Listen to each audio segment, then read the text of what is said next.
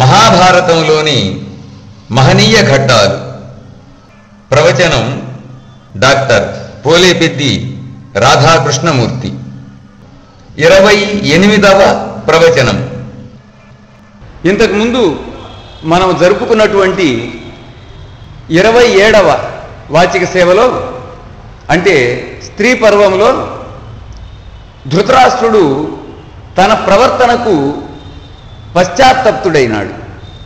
గాంధారి కూడా పాండవుల పట్ల, ముఖ్యంగా భీమసేనుడి పట్ల, ధర్మరాజు పట్ల, శ్రీకృష్ణుడి పట్ల కూడా కోపంగానే వ్యవహరించింది. కానీ తర్వాత ఆమె కూడా పశ్చాత్తప్తురాలైంది.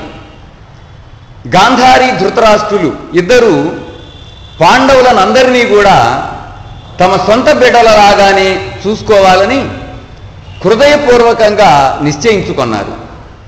అంతటితోటి స్త్రీ పర్వం పూర్తయింది.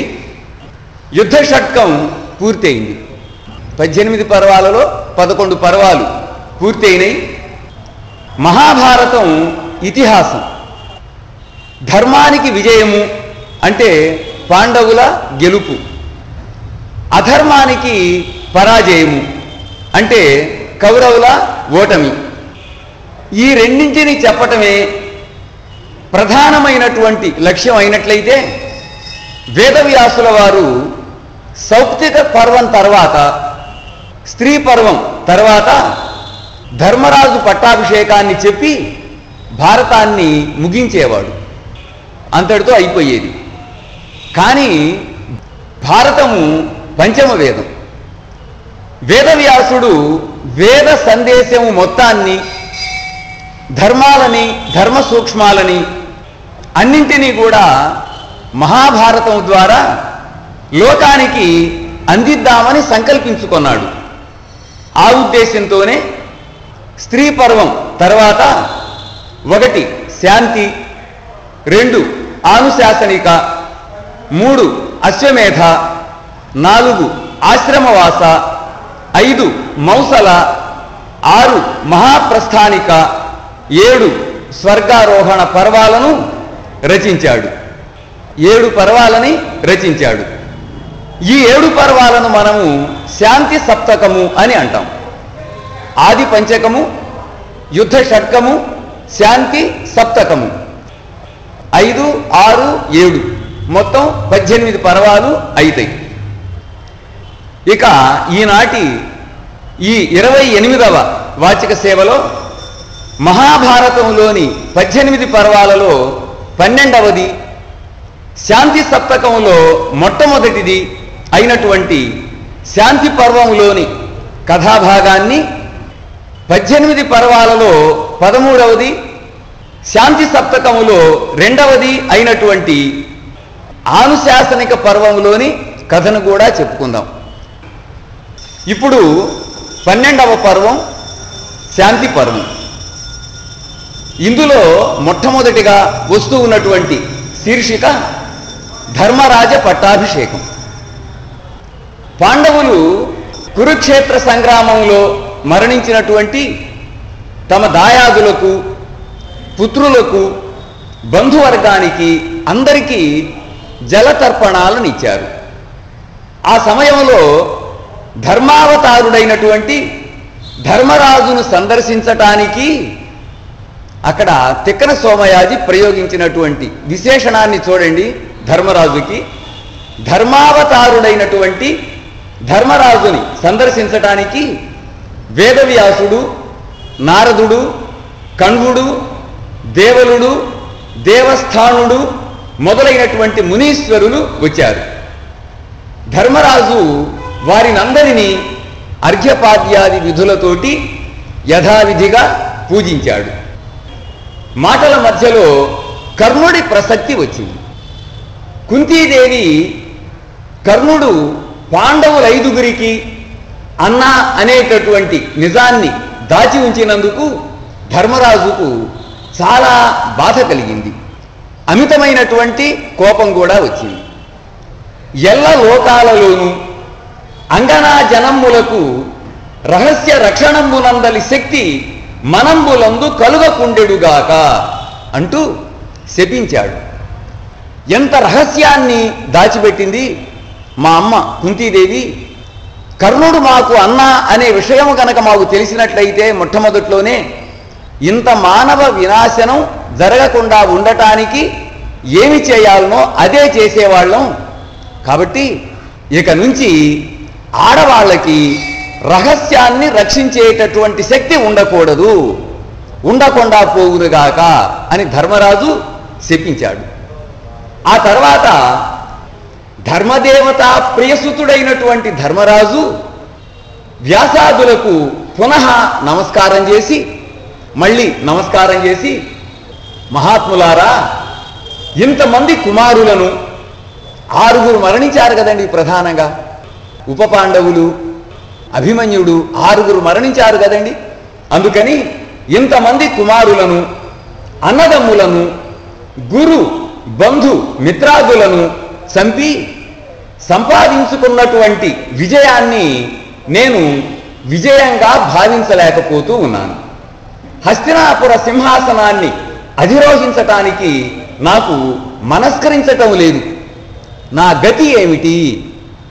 ఇంత విజయాన్ని సాధించిన తర్వాత, 18 రోజులు యుద్ధం చేసిన తర్వాత, అంతమందిని వధించిన తర్వాత, ఇంత కష్టపడి విజయాన్ని సాధించిన తర్వాత సంతోషముతోటి సింహాసనాన్ని అధిరోహించాలి కదండి. నాకెందుకునో నా విజయము అనిపించటం లేదు. ఎందుకనైతే, ఏ ఉద్దేశంతోనైతే ఈ కౌరవ పాండవ సంగ్రామం జరిగిందో ఆ హస్తినాపుర సామ్రాజ్య సింహాసనాన్ని అధిరోహించటానికి నాకు మనస్కరించటం లేదు. ఏ ఉద్దేశంతో ఈ పని చేశామో ఆ ఉద్దేశం పట్ల మనస్సు పోకపోవటం ఏమిటి? దురదృష్టం కాకపోతే. అందుకని నా గతి ఏమిటి అసలు అని అడిగి ధర్మరాజు దీనాతి దీనంగా విలపించాడు. యుద్ధంలో సంపాదించినటువంటి విజయము కంటే కూడా జరిగినటువంటి జననష్టము, బంధు వధ ఆయన్ని అమితంగా బాధిస్తూ ఉన్నది. అందుకని ధర్మరాజు దీనాతి దీనంగా విలపించాడు. విలపించేసరికి వేదవ్యాసుడు, భీమ, అర్జున, నకుల, సహదేవులు, ద్రౌపదీదేవి అతన్ని అనేక విధాలుగా ఓదార్చారు. రాజైన వాడికి రాజ్యత్యాగము ధర్మ విరోధము. నువ్వు ధర్మరాజువి, ధర్మానికి విరుద్ధంగా ప్రవర్తిస్తానంటావేమిటి? ధర్మ విరోధము అన్నారు. భవత్కుల ధర్మ రక్షివై రాజ్యాన్ని పరిపాలించు అని అన్నారు. నువ్వు సింహాసనం ఎక్కాల్సిందే, రాజ్యాన్ని పరిపాలించాల్సిందే. ఎందుకని? నీ కులధర్మాన్ని రక్షించటానికి అని అన్నారు. ప్రజా పరిరక్షణం చెయ్యి అని అన్నారు. ఇతర ధర్మాలు ఏవి కూడా ఈ ధర్మానికి సాటి రావు అని ఖచ్చితంగా చెప్పారు.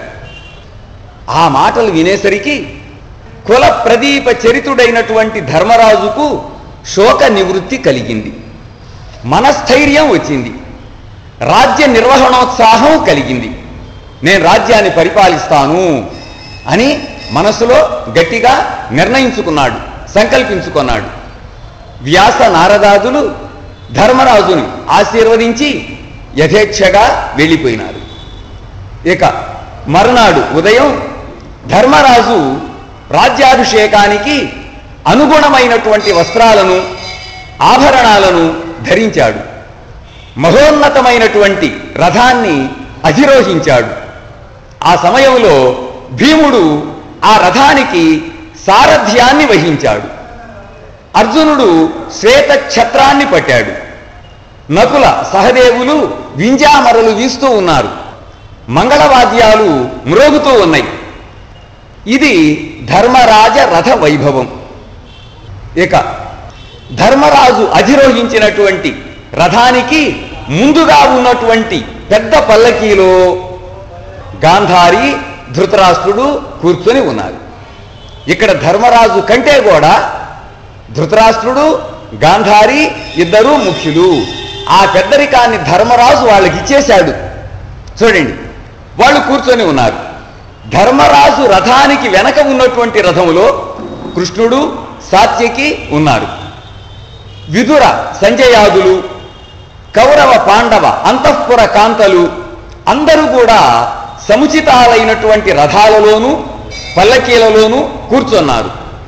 ధౌమ్యుడు మొదలైనటువంటి వేద విప్రులు వేద పఠనం చేస్తూ ఉన్నారు. వందిమాగధులు చంద్రవంశ కీర్తిని గానం చేస్తూ ఉన్నారు. అందరూ హస్తినాపుర రాజ వీధుల గుండా ప్రయాణిస్తూ రాజదర్బారులోకి ప్రవేశించారు. ఆ సమయంలో చార్వాకుడు అనేటటువంటి ఒక రాక్షసుడు ఉన్నాడు. వాడి పేరు చారువాకుడు.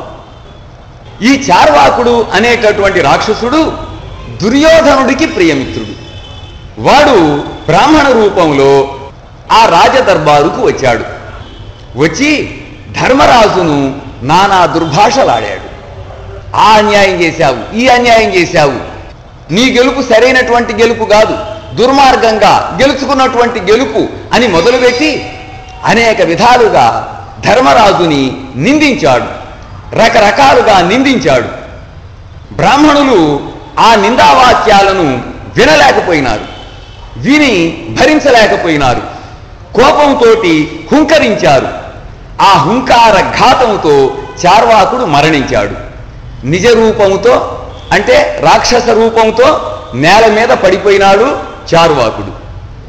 వేదమూర్తి అయినటువంటి ధౌమ్యుడు ధర్మరాజును నవరత్నాలంకృతమైనటువంటి కాంచన సింహాసనం మీద కూర్చుండబెట్టాడు. శోభనాలంకరణముతో మహోజ్వలంగా వెలిగిపోతూ ఉన్నటువంటి ద్రౌపదీదేవి ధర్మరాజుకు ఎడమ వైపున కూర్చున్నది. దైవజ్ఞులు నిర్ణయించినటువంటి నిశ్చయించినటువంటి శుభముహూర్తంలో శ్రీకృష్ణుడు విధి విధాన సమర్చితమైనటువంటి విధి విధానంగా శాస్త్రీయంగా అర్చించబడినటువంటి పూజించబడినటువంటి ఒక శంఖాన్ని తీసుకొని పృథివికి అధిపతివి కమ్ము అంటూ అందులో ఉన్నటువంటి పవిత్ర జలముతో ధర్మరాజును అభిషేకించాడు. ఇప్పుడు విశేషణం చూడండి. హస్తినాపుర సమ్రాట్ అయినటువంటి ధర్మరాజు ఇప్పుడు ధర్మరాజు హస్తినాపురానికి ఆ సామ్రాజ్యానికి సమ్రాట్ అయినాడు.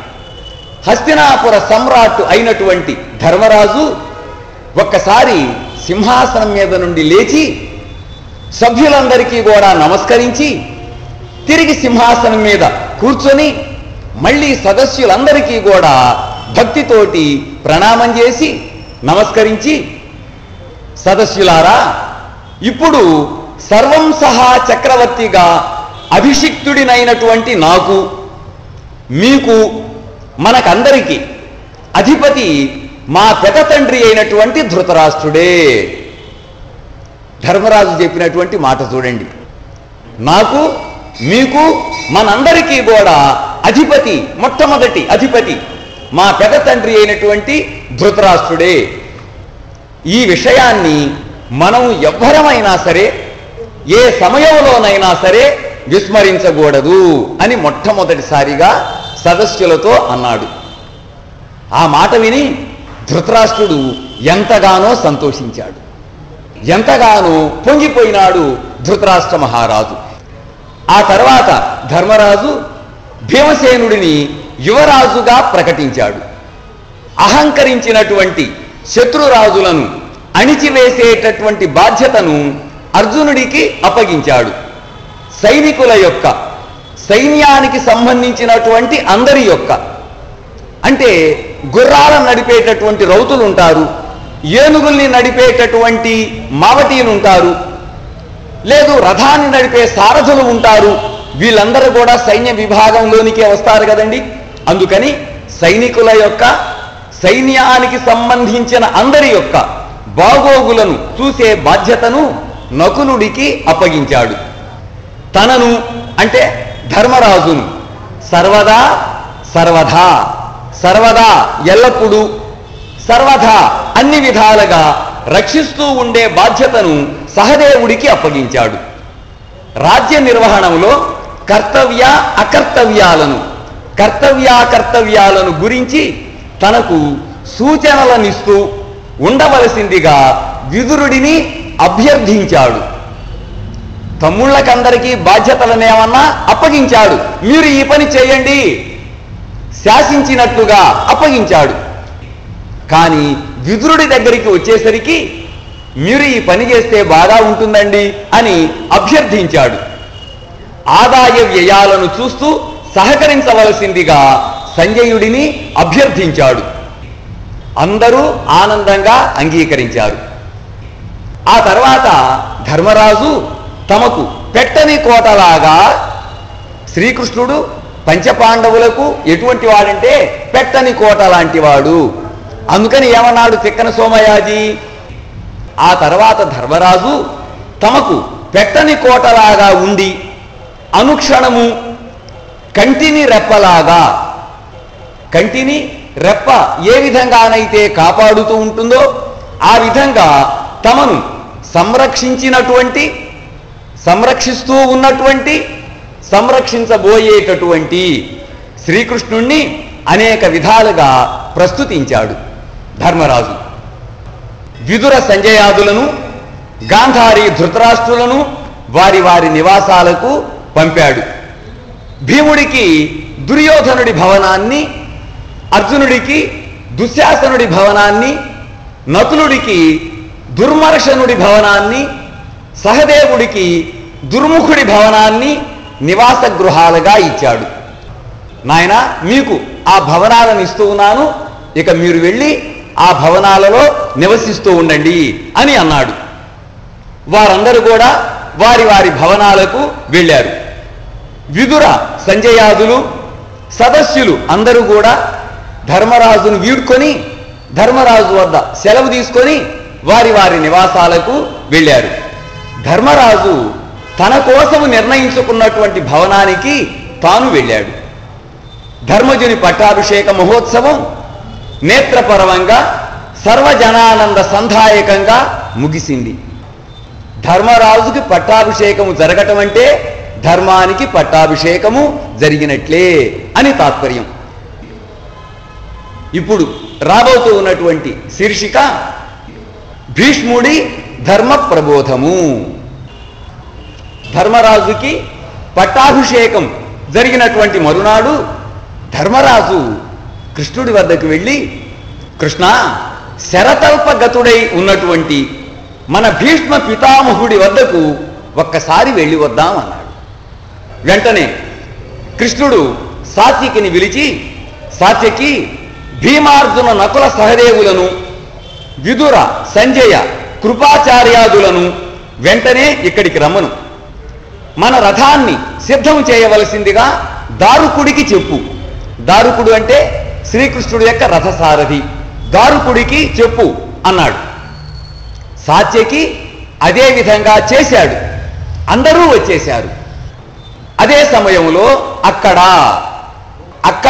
అంటే కురుక్షేత్రంలో స్యమంతక పంచకంలో వేదవ్యాసుడు, నారదుడు, దేవలుడు మొదలైనటువంటి మునీశ్వరులు కురుక్షేత్రంలో అంపశయ్య మీద పవళించి ఉన్నటువంటి భీష్ముడి వద్దకు వచ్చారు.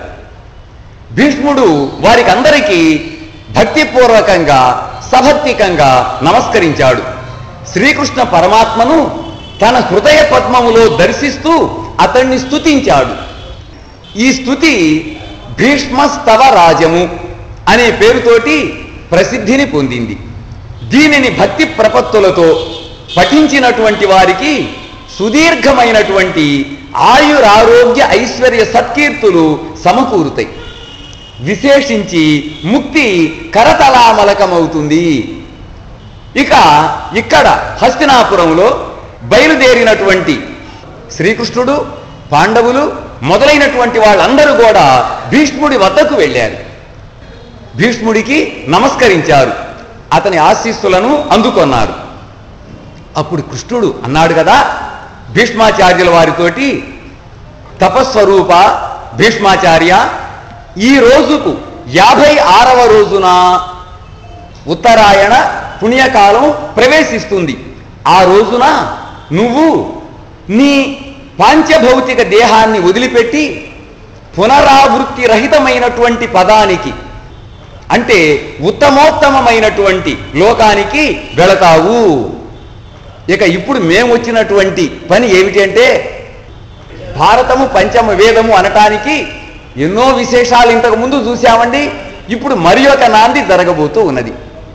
భీష్మాచార్య, ఇరుగో వీళ్ళందరూ కూడా నీ వలన ధర్మస్వరూపాన్ని గురించి సమగ్రంగా తెలుసుకోవాలనే కుతూహలంతో ఉన్నారు.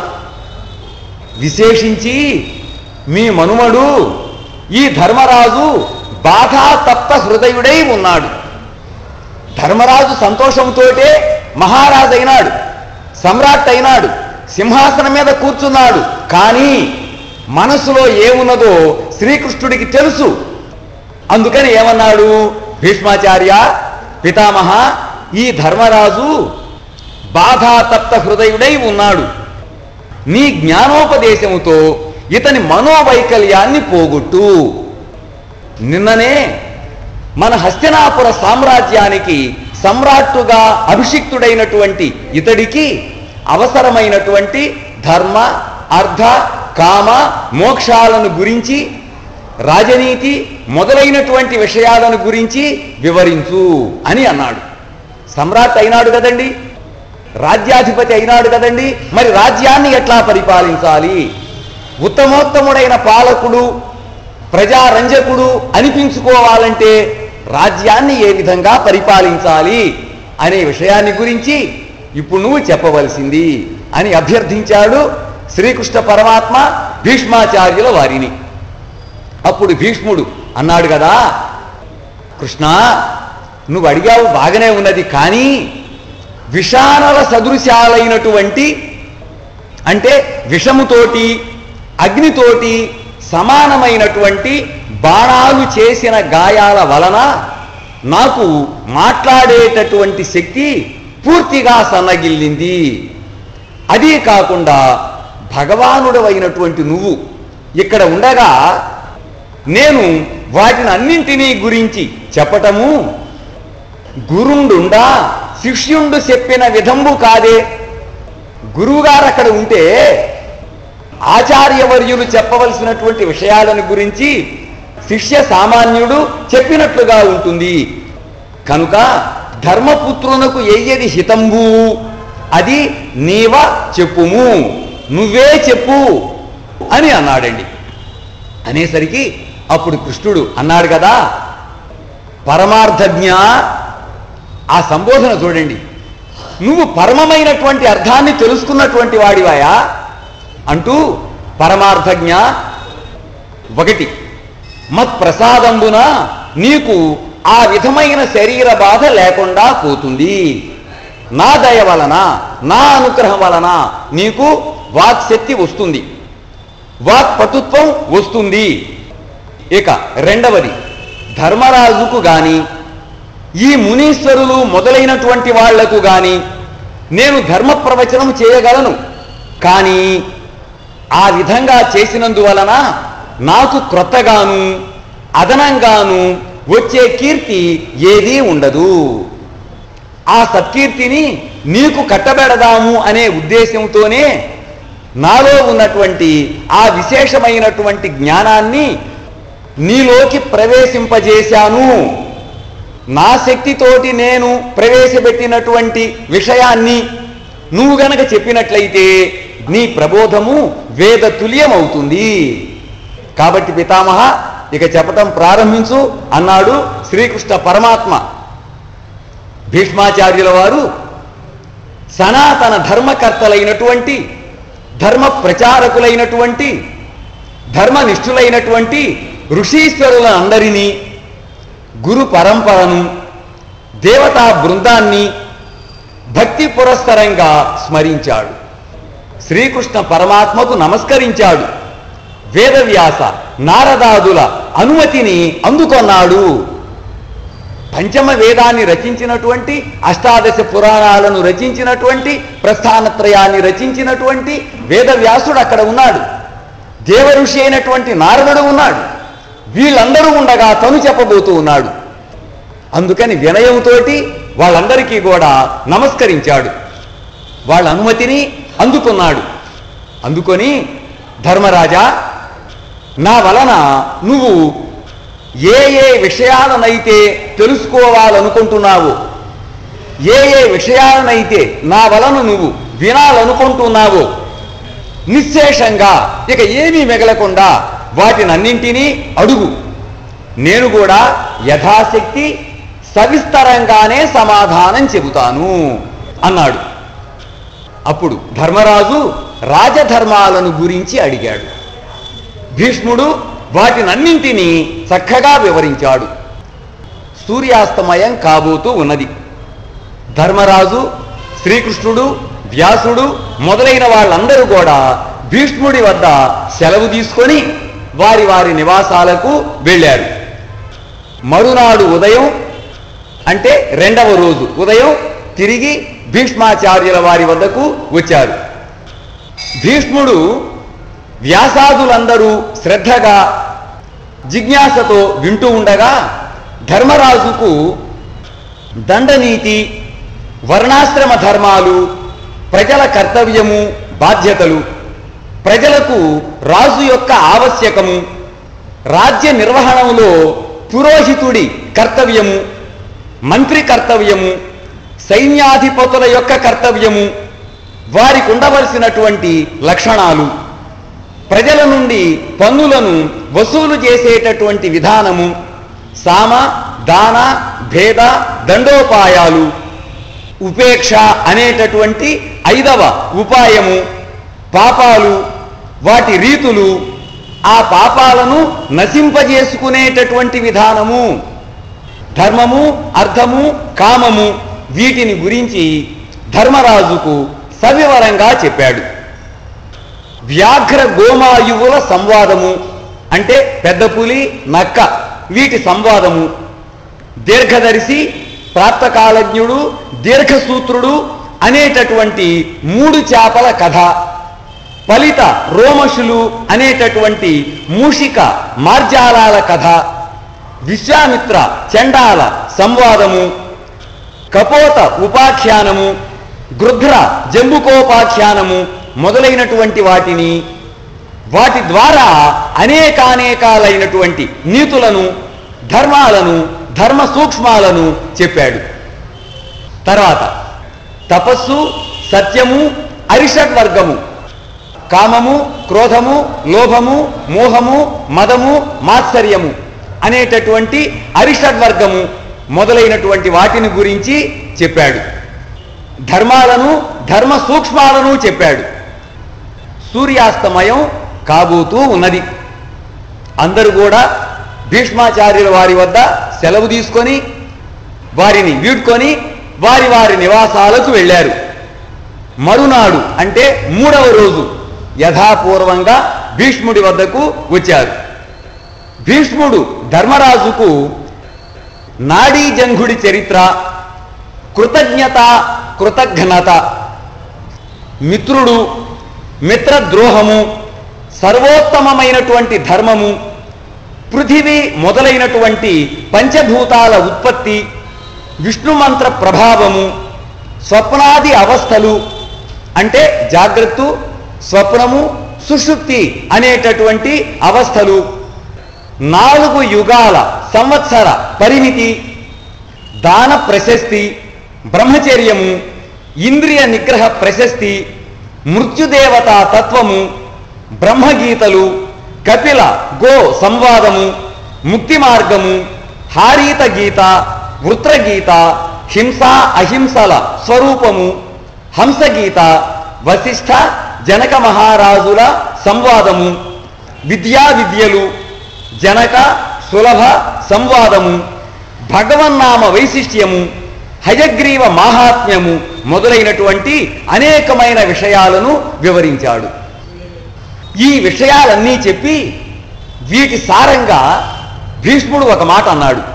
ఏమిటంటే, వరులేమేమి యొనర్చిన నరవరా అప్రియము తన మనంబునకగు తా నొరులకు అవి సేయకునికి పరాయణము పరమధర్మ పథములకెల్లన్. ఇతరులు నీ పట్ల ఏ విధంగా ప్రవర్తిస్తే నువ్వు బాధపడతావో, నువ్వు ఇతరుల పట్ల ఆ విధంగా ప్రవర్తించవద్దు. దీనిని మించినటువంటి ధర్మము ప్రపంచములో లేదు. ధర్మాలన్నిటికంటే ఉత్తమమైనటువంటి ఉత్తమోత్తమమైనటువంటి ధర్మము ఇదే, పరమధర్మము ఇదే అని అన్నాడు. ఆ ధర్మ ప్రబోధాన్ని విన్నటువంటి ధర్మరాజు, వ్యాస నారదాజులు అందరూ కూడా పరమానంద సంభరితులైనారు అని సూతుడు శవనకాది మహామునులకు చెప్పాడు అని వైశంపాయనుడు జనమేజయుడికి చెప్పాడు. దీనితోటి శాంతి పర్వము పూర్తి అయింది. ఇక మహాభారతంలోని 18 పర్వాలలో 13వ పర్వము, శాంతి సప్తకములో 2వ పర్వము అయినటువంటి ఆనుశాసనిక పర్వంలోని కథాభాగాన్ని చూద్దాం. 13వ పర్వం ఆనుశాసనిక పర్వం. ఇప్పుడు కొనసాగుతూ ఉన్నటువంటి శీర్షిక భీష్ముడి ధర్మ ప్రబోధము. భీష్ముడు ధర్మ ప్రబోధం ప్రారంభించినటువంటి 3వ రోజు ధర్మరాజు దివ్య జ్ఞాన దేదీప్యమానుడైనటువంటి, అంటే బ్రహ్మజ్ఞానముతో వెలిగిపోతూ ఉన్నటువంటి, దేనిని తెలుసుకున్నట్లయితే ఇక తెలుసుకోవలసింది ఏది ఉండదో అది బ్రహ్మజ్ఞానము. ఆ బ్రహ్మజ్ఞానముతో వెలిగిపోతూ ఉన్నటువంటి భీష్మాచార్యుల వారికి నమస్కరించి, పితామహ, నేను మీ వలన అనేకమైనటువంటి ధర్మాలను, ధర్మ సూక్ష్మాలను, ఇతివృత్తాలను విన్నాను. అయినప్పటికీ కూడా నాకు మనశ్శాంతి లభించనే లేదు, పూర్తిగా మనశ్శాంతి లభించనే లేదు. కురుక్షేత్ర సంగ్రామంలో మా జ్ఞాతులను, గురు బంధు మిత్ర జనాదులను వధించటం ఒకటి, నిన్ను ఈ విధంగా పడగొట్టడం మరొకటి, అంపశయ్యం మీద పడవేయటము మరొకటి. ఈ రెండు కూడా నన్ను అపరిమితంగా బాధిస్తూనే ఉన్నాయి. ముని మాననీయ, సంబోధన చూడండి. మునులందరి చేత, మునీశ్వరులందరి చేత ప్రస్తుతించబడుతూ ఉన్నటువంటి ఓ భీష్మాచార్య, నాకు మనశ్శాంతి లభించే మార్గం ఏమిటి? ఏమండి, మనశ్శాంతి లేకపోతే ఈ రాజ్యం ఎందుకు, ఈ సింహాసనం ఎందుకు, ఈ పరిపాలన ఎందుకు, అసలు ఈ జీవితం ఎందుకు? ఏమండి, నాకు మనశ్శాంతి లభించేటటువంటి మార్గం ఏమిటి అని అడిగాడు ధర్మరాజు. అడిగేసరికి అప్పుడు భీష్ముడు అన్నాడు, ధర్మరాజా అనగా, ధర్మరాజా అని ఊరుకున్నాడా? అనగా, అఘము అంటే పాపము, అనగా ఏ పాపము లేనటువంటి ధర్మరాజా. అది భీష్ముడు ప్రయోగించినటువంటి సంబోధన. ఇది సాభిప్రాయ విశేషణం అండి, సంబోధనలో ఔచిత్యం అండి. అనగా ధర్మరాజా, నీలో ఏ పాపము లేదు, ఇసుమంతైనా నీలో పాపము లేదు అంటూ, ధర్మరాజా ఒక విషయం చెబుతున్నాను విను. ఎవరినైనా సరే వధింపగా మనుజుడు కర్త కాడు. ఎవరైనా సరే, ఎవరినైనా సరే చంపటానికి నిజానికి మనిషి అనేవాడు కర్త కాడు. ప్రతి వ్యక్తి తాను చేసుకున్నటువంటి పాపానికి తగిన విధంగానే మరణిస్తాడు. ఇది సత్యము, ఇదే సత్యము. కనుక ఈ కౌరవ పాండవ సంగ్రామంలో ఇంతమంది, ఇన్ని అక్షోహిణులు ఈ విధంగా మరణించటానికి కారు దుర్యోధనుడు, నీవు కారణములు. అసలు దుర్యోధనుడు, నువ్వు, మీరు ఎవరు కూడా కారణం కాదు అంటూ ఆ విషయాన్ని తెలిపేటటువంటి గౌతమి లుబ్ధక సర్ప మృత్యు కాల సంవాదము అనేటటువంటి ఇతివృత్తాన్ని చెప్పాడు. ముందు ఒక సూత్రాన్ని చెప్పాడు, ఒక ధర్మాన్ని చెప్పాడు. ఆ సూత్రం అర్థము కావచ్చు, కాకపోవచ్చు. అందుకని దాని పట్ల మనకు విశ్వాసము కలగవచ్చు, కలగకపోవచ్చు. అందుకని దానికి ఉదాహరణగా ఒక ఇతివృత్తాన్ని చెప్పాడు. ఆ వృత్తాంతాన్ని విన్నటువంటి ధర్మరాజు చిత్తస్వాస్థ్యాన్ని పొందాడు. ఒక ధర్మాన్ని విన్నాడు, ఆనందము కలిగింది. ఉదాహరణ కూడా విన్నాడు. పరమానందము కలిగింది. చిత్త స్వాస్థ్యాన్ని పొందాడు. పొంది, మహాత్మా ఒక్క ప్రశ్న అడుగుతాను మిమ్మల్ని. ఏమిటంటే, చాతుర్వర్ణ్యం మయా సృష్టం అన్నాడు కదా గీతాచార్యుడు, మహానుభావుడు. సహస్ర శీర్షా పురుష, బ్రాహ్మణ, క్షత్రియ, వైశ్య, శూద్రులు 4 వర్ణాల వారు ఉన్నారు కదా. మహాత్మా, క్షత్రియ, వైశ్య, శూద్రులకు బ్రాహ్మణత్వము లభించేటటువంటి అవకాశము ఏమైనా ఉన్నదా? క్షత్రియుడికి కానీ, వైశ్యుడికి కానీ, శూద్రుడికి కానీ బ్రాహ్మణత్వము లభించేటటువంటి అవకాశము ఏమైనా ఉన్నదా అని అడిగాడు. అడిగితే అప్పుడు భీష్ముడు అన్నాడు కదా, ధర్మరాజా, సాధ్యము కాకపోవటం ఏమీ లేదు కానీ ఇది చాలా కష్టసాధ్యమైనటువంటి విషయం, సామాన్యమైనటువంటి పనేమీ కాదు అంటూ విశ్వామిత్రుడికి బ్రాహ్మణత్వము సిద్ధించినటువంటి వృత్తాంతాన్ని వివరించాడు. ఆ తర్వాత పురుష ప్రయత్నము, దైవానుగ్రహము, దీనిని గురించి వివరంగా చెప్పాడు. చెప్పి ఏమన్నాడంటే, నాయనా, ఇందులో ఏది గొప్పది అని అంటావేమో నువ్వు. మానవ ప్రయత్నము క్షేత్రము లాంటిది, భగవద్ అనుగ్రహము బీజం అంటే విత్తనము లాంటిది. మంచి క్షేత్రములో గనక మంచి విత్తనం పడినట్టయితే చక్కగా ఫలిస్తుంది కదండి. అదేవిధంగా పురుష ప్రయత్నానికి దైవానుగ్రహము కనుక తోడైనట్లయితే ఆ కార్యక్రమము చక్కగా నెరవేరుతుంది అని అన్నాడు. ఆ పని తప్పకుండా నెరవేరుతుంది, శుభప్రదంగా నెరవేరుతుంది అని అన్నాడు. ఆ తర్వాత తల్లి అయినటువంటి వినతకు దాస్య విముక్తిని కలిగించినటువంటి గరుత్మంతుడి వృత్తాంతాన్ని తెలిపాడు. లక్ష్మీదేవి నివసించేటటువంటి స్థానాలను గురించి వివరించాడు. ఎటువంటి సల్లక్షణాలు కలిగినటువంటి వరుడికి కన్యాదానం చేయాలి అనే దానికి ఉదాహరణంగా అష్టావక్రుడి చరిత్రను చెప్పాడు. దానగ్రహీతకు అంటే దానము తీసుకునేటటువంటి వాడికి ఉండవలసినటువంటి లక్షణాలు, బ్రహ్మహత్యా పాతకంతో సమానమైన పాపాలు, పుణ్యతీర్థ విశేషాలు మొదలైనటువంటి వాటిని గురించి చెప్పాడు. అందులో విశేషంగా గంగా ప్రభావాన్ని గురించి చెప్పాడు. గంగా గంగేతి యో బ్రూయాత్ యోజనానాం శతైరపి ముచ్యతే సర్వపాపేభ్యో విష్ణులోకం స గచ్చతి.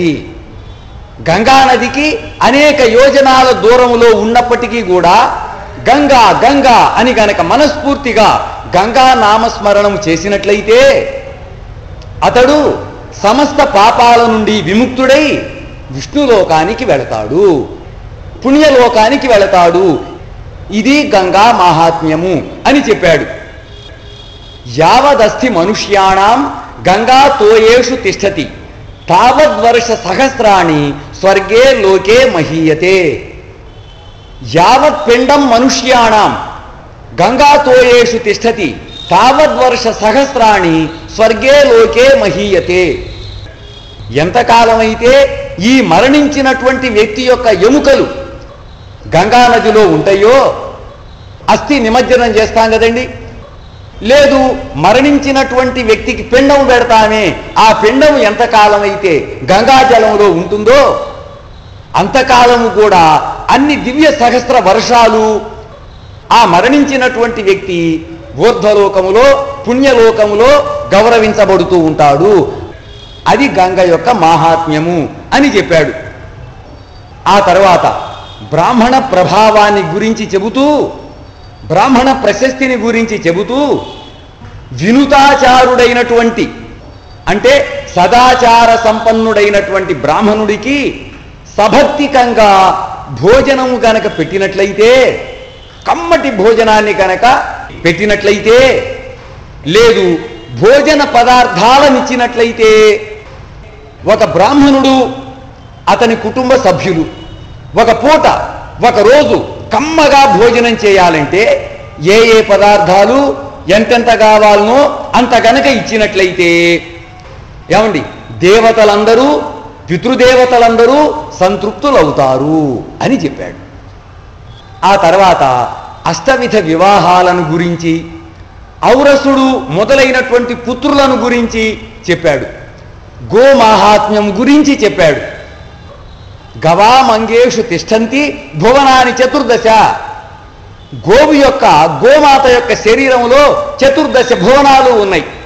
కాబట్టి ఒక్క గోవుని గనక పూజించినట్లయితే చతుర్దశ భువనాలను పూజించినట్లే. అది గోమాహాత్మ్యము. గోమాహాత్మ్యం గురించి చెప్పాడు. దాన విశేషాలు, ఈ దానాలలో కూడా భూదానము, అన్నదానము, జలదానము, సువర్ణదానము, ఘృతదానము, తిలాదానము, ఇంకా మరికొన్ని దానాలు, వాటిని గురించి, ఆ దాన మహిమలను గురించి చెప్పాడు. పితృకార్య విధి, సర్వవర్ణ సామాన్య ధర్మాలు. ఒక్కొక్క కులానికి ఒక్కొక్క ధర్మం ఉన్నది. ఎవరి కుల ధర్మాలు వారివే. అట్లా కాకుండా అన్ని కులాల వాళ్ళకి, అన్ని వర్ణాల వారికి ఉన్నటువంటి సామాన్యమైనటువంటి ధర్మాలు. దేవతా పూజలో భగవంతుడికి షోడశోపచార పూజ చేస్తూ ఉంటాం కదా మనము. ఈ దేవతా పూజలో ధూప దీప నైవేద్యాల ఫలితము, దంతధావనము, ముఖ ప్రక్షాళనము, స్నానము మొదలైనటువంటి నిత్యకృత్యాలను గురించి, ఉపవాసము మొదలైనటువంటి వాటిని గురించి చెప్పాడు. స్నానము చేసేటటువంటి విధానం, అందులో ఆచరించవలసిన చిన్న చిన్న పనులు, వీటిని గురించి చెప్పాడు. అన్నిటినీ విన్నాడు ధర్మరాజు. విని అన్నాడు కదా, పితామహ, ఒక వ్యక్తి మరణించిన తర్వాత ఆ శరీరంలో ఉన్నటువంటి జీవుడు ఉన్నాడే, ఆ జీవుడు ఆ దేహాన్ని వదిలిపెట్టి వెళ్ళిపోతాడు కదా. ఆ వెళ్ళిపోయేటటువంటి సమయంలో ఆ జీవుడికి తోడుగా ఎవరు ఉంటారు అని అడిగాడు. అప్పుడు భీష్ముల వారు అన్నారు కదా, నాయనా, నువ్వు చాలా గొప్ప ప్రశ్న వేశావు. ఈ విషయాన్ని సవివరంగాను సవిస్తరంగాను చెప్పగలవాడు ఒక్క బృహస్పతి మాత్రమే. దేవతలకు గురువైనటువంటి బృహస్పతి మాత్రమే నీవు అడిగినటువంటి ప్రశ్నకి సరి అయినటువంటి సంపూర్ణమైనటువంటి సమాధానాన్ని చెప్పగలడు. ఆయన ఇప్పుడు ఇక్కడికి వస్తాడు, అతన్ని అడుగుదూ గాని అతని చెబుతాడు అంటూ ఉండగాని బృహస్పతి అక్కడకు వచ్చాడు. అదృష్టం అంటే అట్లా ఉంటుందండి. భగవంతుడు పంపించాడు, బృహస్పతి వచ్చేశాడు. ధర్మరాజు అతడికి ఎదురు వెళ్ళాడు. వెళ్ళి తీసుకొని వచ్చాడు. ఒక సుఖాసనం మీద కూర్చోండబెట్టాడు. యథావిధిగా పూజించాడు. మహాత్మా, ఒక వ్యక్తి మరణించిన తర్వాత ఆ శరీరంలో ఉన్నటువంటి జీవుడు ఉన్నాడే, ఆ జీవుడు ఆ దేహాన్ని వదిలిపెట్టి వెళ్ళిపోతాడు కదా. ఆ వెళ్ళిపోయేటటువంటి సమయంలో ఆ జీవుడికి తోడుగా ఎవరు ఉంటారు అని అడిగాడు. అప్పుడు బృహస్పతి అన్నాడు కదా, ధర్మరాజా, ఒక వ్యక్తి మరణించిన తరువాత ఆ జీవుణ్ణి అనుసరించి ఉండేది, అతడికి తోడుగా వెళ్ళేది, అతడు నిర్వర్తించినటువంటి, అతడు అనుష్ఠించినటువంటి ధర్మము మాత్రమే. ఒక ధర్మము మాత్రమే ఆ జీవుడి వెంట ఊర్ధ్వలోకాలకు వెళుతుంది అంటూ ఆ విషయాన్ని విపులంగా చెప్పాడు. దానికి ఉపబలకంగా ఇంకా అనేకమైనటువంటి విషయాలను చెప్పాడు. అన్నదాన మహిమను గురించి చెప్పాడు. చెప్పి వారినందరినీ ఆశీర్వదించి బృహస్పతి స్వర్గలోకానికి వెళ్ళాడు. ఆ తర్వాత భీష్ముడు అహింస, మాంసాశనము అంటే మాంస భక్షణము చేయటం వలన కలిగేటటువంటి పాపము, పార్వతీ పరమేశ్వర సంవాదము, పరమపదము లభించేటటువంటి విధానము, విష్ణునామ ప్రభావము, విష్ణు సహస్రనామ స్తోత్రము, మనం నిత్యము పారాయణ చేస్తున్నటువంటి విష్ణు సహస్రనామ స్తోత్రము, బ్రాహ్మణ ప్రశస్తి మొదలైనటువంటి అనేక విషయాలను గురించి ధర్మరాజుకు చెప్పాడు. ధర్మరాజు వాటిని అన్నిటినీ విన్నాడు. విని, పితామహ, బ్రాహ్మణ ప్రశస్తిని గురించి, బ్రాహ్మణ వైశిష్ట్యాన్ని గురించి నేను ఇంకా వినాలి అనుకుంటూ ఉన్నాను. అనుగ్రహించండి అని అన్నాడు.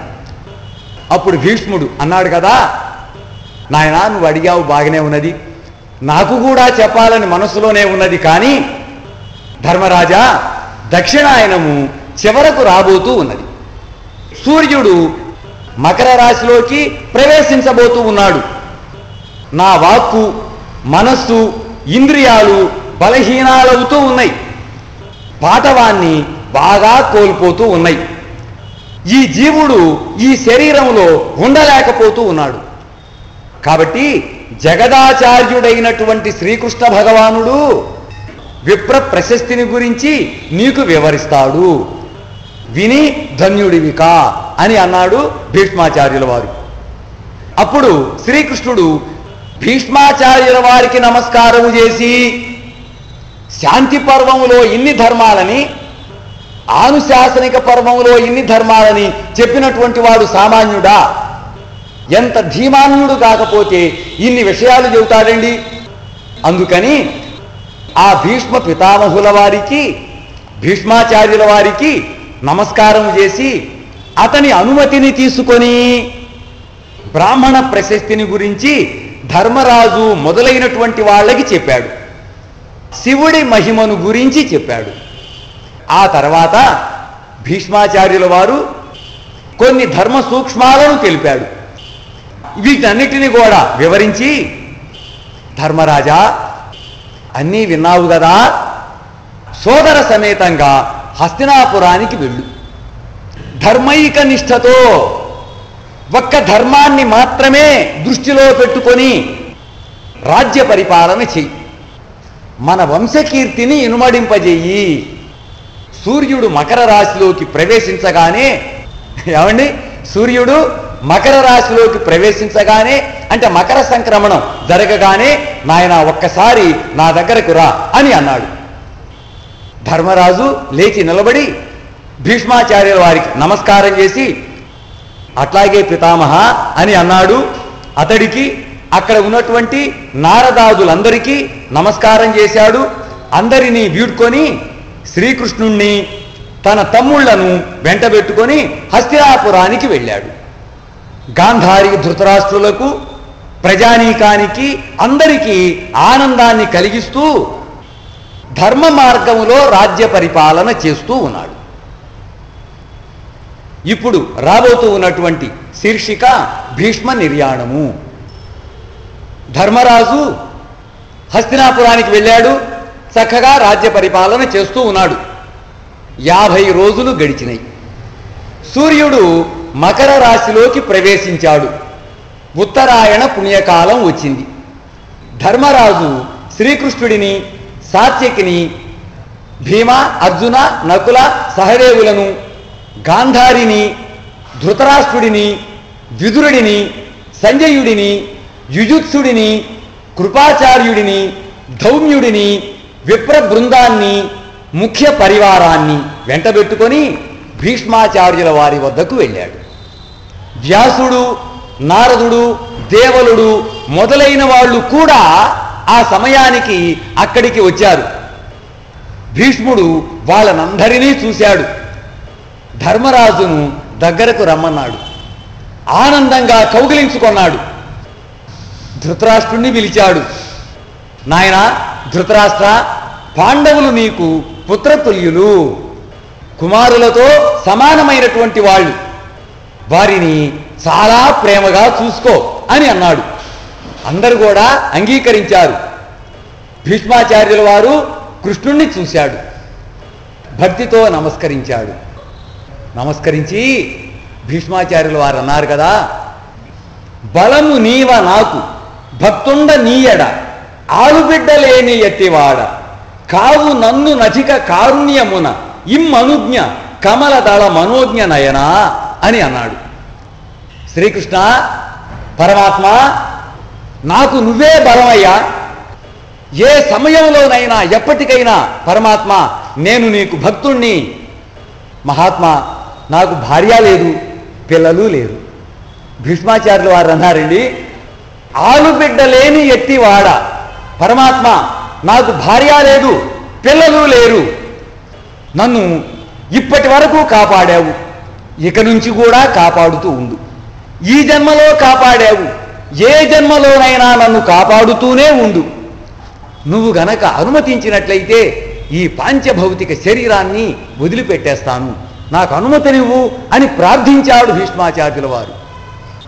అప్పుడు శ్రీకృష్ణుడు అన్నాడు కదా, గాంగేయ నీవు పరమ పుణ్యమూర్తివి, నీ మనసులో గాని నీ మాటలో గాని నీ పనిలో గాని ఏ దోషము లేదు, ఇసుమంతైనా లేదు. మృత్యుదేవత నీ బంటులాగా నీ అధీనములోనే ఉన్నది. అంపశయ్య మీద పడిపోయినాడు, మృత్యుదేవత వచ్చింది, అక్కడ నిలబడి ఉన్నది. కానీ నువ్వు పిలిచే వరకు కూడా నిన్ను తన లోకానికి తీసుకుని వెళ్ళటానికి సాహసించలేకపోయింది కదా మహాత్మా. నీకు నేను అనుజ్ఞనిచ్చి తిని వసువులను పొందుము. భీష్మాచార్యుల వారంటే అష్టవసువులలో 8వ వసువు అయినటువంటి ప్రభాసుడు కదండి. వశిష్ఠ మునీంద్రుని శాపం వలన ఈ లోకంలో జన్మించినటువంటి వాడివి కదండి. అందుకని కృష్ణుడు ఏమన్నాడు, వసువులను పొందుము, నువ్వు వసుస్థానానికి వెళ్ళిపో, నువ్వు వసువు యొక్క రూపాన్ని పొందు అని అన్నాడు. భీష్ముడు పూర్వము తను రాజులనందరినీ జయించి తెచ్చినటువంటి బంగారాన్ని, ఏమండి ఎప్పుడో భీష్మాచార్యుల వారు మంచి వయసులో ఉన్నటువంటి రోజులలో శత్రురాజులనందరినీ జయించి తెచ్చినటువంటి బంగారాన్ని, సంపద మొత్తాన్ని కూడా ధన కనక వస్తువాహనాలన్నిటినీ తెప్పించాడు. స్వయంగా ఆ సంపద మొత్తాన్ని కూడా బ్రాహ్మణోత్తములకు దానంగా ఇచ్చాడు. ఇచ్చి, ధర్మరాజా వెళ్ళిపోతూ ఉన్నాను, నేను వెళ్ళిపోయే సమయంలో నీకు ఒక ముఖ్యమైన మాట చెబుతూ ఉన్నాను, జాగ్రత్తగా విను. ఎల్ల బ్రాహ్మణులను పూజనీయులు, ఋత్విజులు, ఆచార్యులు, వృద్ధులు విశేషించి పూజింపవలయువారు. ఏ సమయంలోనైనా సరే, ఎప్పుడైనా సరే బ్రాహ్మణుడు అనేటటువంటి వాడు పూజనీయుడు. ఈ బ్రాహ్మణులలో కూడా ఋత్విజులు, ఆచార్యులు, వృద్ధులు వీళ్ళు విశేషించి పూజింపవలయువారు, పూజింప తగినటువంటి వారు. నాయన వాళ్ళని జాగ్రత్తగా చూసుకో, వాళ్ళని గౌరవిస్తూ ఉండు, వాళ్ళని పూజిస్తూ ఉండు అని అన్నాడు. బ్రాహ్మణ బృందం మొత్తము కూడా భీష్మాచార్యుల వారిని ఆశీర్వదించింది.